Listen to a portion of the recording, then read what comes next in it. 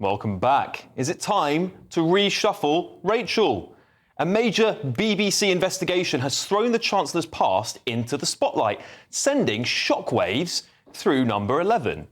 The investigation, which involved over 20 sources, many of them former colleagues, and gave access to receipts, emails, internal documents and everything that they need, suggests that Rachel Reeves was allegedly at the centre of an expenses scandal during her time in customer service at HBOS. Of course, we only recently discovered that she even held that position, as her LinkedIn claimed she was an economist there, until it was exposed late last year that that was indeed inaccurate.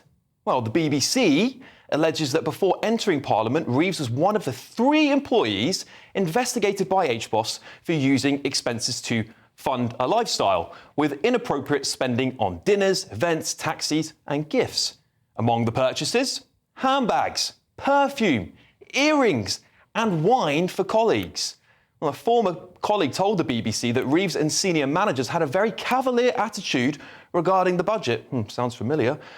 One example, a £400 leaving meal paid for with a company card. And she also spent £152 on a handbag and perfume as a present for her boss using the bank's money, according to the whistleblower's report. Now, you might ask, why does this matter? Well, because this is all happening while HBOS itself was in crisis. Cast your minds back. The government arranged a takeover by Lloyds and an emergency taxpayer bailout of £20.5 billion. £20.5 billion. I'll leave you to decide whether that sounds, if true, like someone you could trust with your hard-earned taxpayer cash. Well, a whistleblower apparently raised these concerns about spending habits of Rachel Reeves and 2 other managers in early 2009. That's shortly after the alleged investigation. Reeves and her boss left the bank. The other senior manager went on sick leave and never returned. The BBC claims there was a widespread belief that that there had been an expenses investigation into Reeves and 2 colleagues. Of course, no direct link between the departures and the alleged investigation has been established, but the Chancellor, of course, has responded to these claims.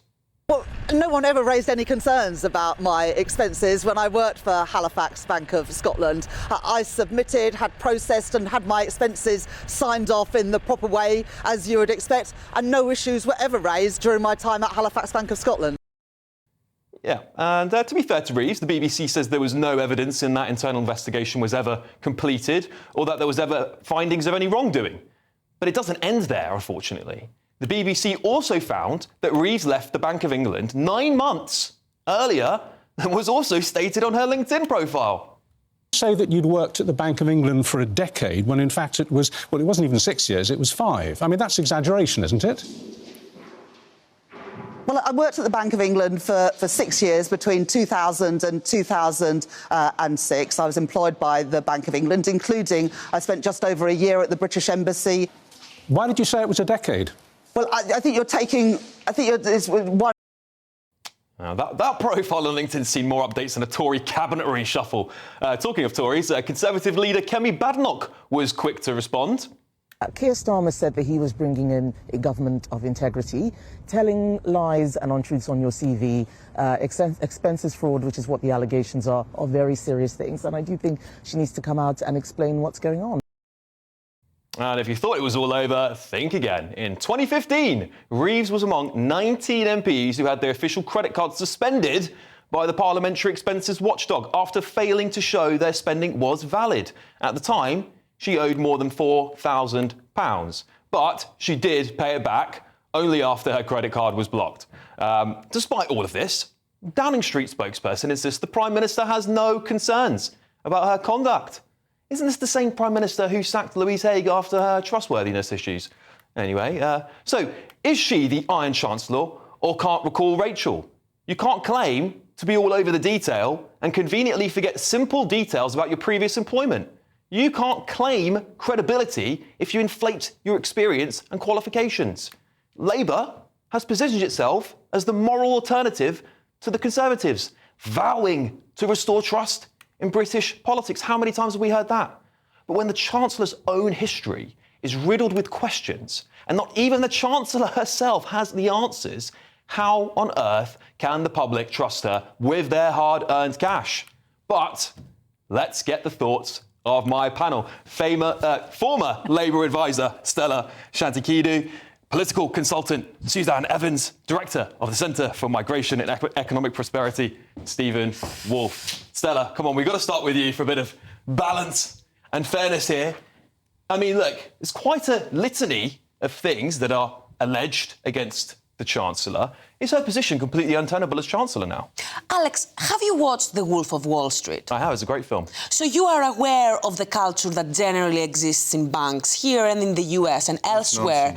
Do you know how much money bankers to this day, not just in 2009, which is 16 years ago when these complaints were filed, and they were never, by the way, no issues were raised with Rachel Reeves herself.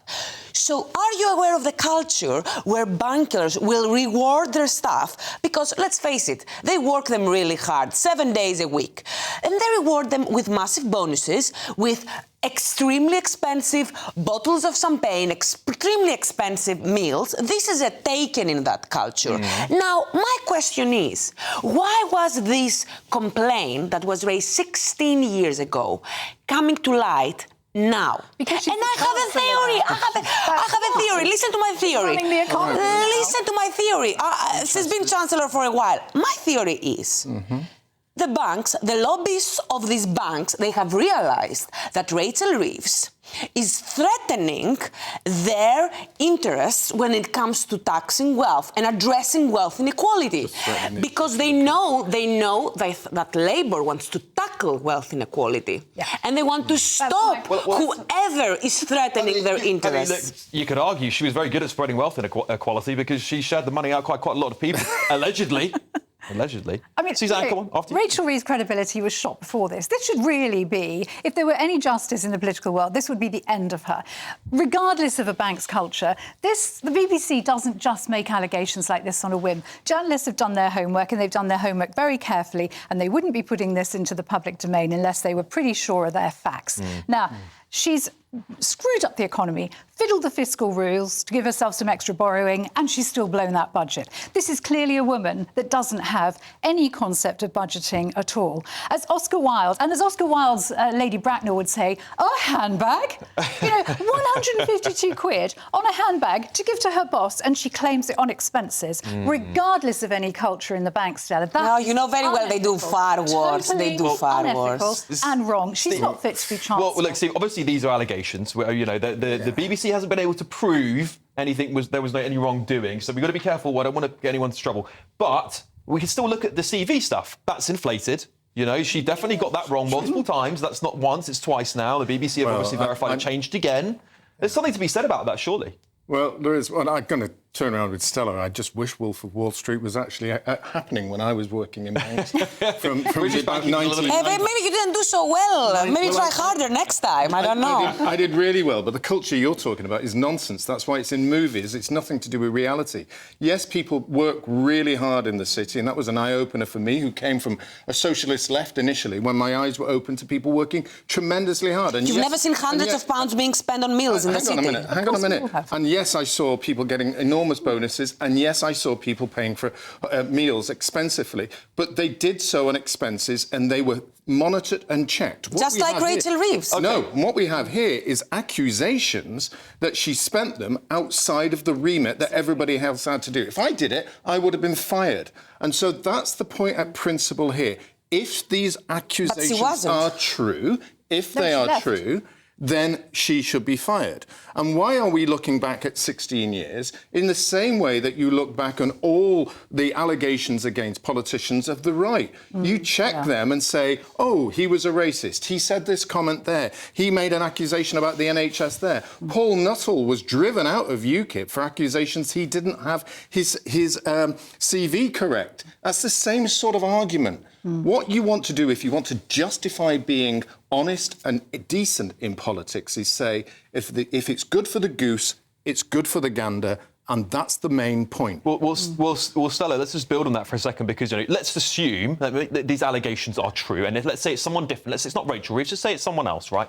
Would you expect that person to be fired from their job if they're a politician who's in charge of a high office in the country? Would you agree with that? That they, that if there's an allegation of scandal in expenses, there's an allegation of inflated CV, would you agree that person should step down? So, Alex, 16 years from now, you run and you become Chancellor. Hypothetical scenario. No, because the situation is that there was nothing to answer for. She wasn't even asked about these allegations. Allegations happens all the time. Her employer clearly thought that there was no case for later Reeves to ask, so she continued doing whatever it is that she was doing. The case is closed, and this is what the BBC found. And if you're trusting the BBC, which it's the first time I'm hearing this on GB News, that you're trusting the BBC, but since you are trusting the BBC, then trust what their investigation found, which is that at the end of the day there was no case to answer for. You do not know. Exactly I'm sorry, but you have this handful of people who are saying this, but on the other hand, you have 11 colleagues of Rachel Reeves who have come out and said there was nothing untoward about the way Rachel Reeves acted, and this was totally normal. Yes.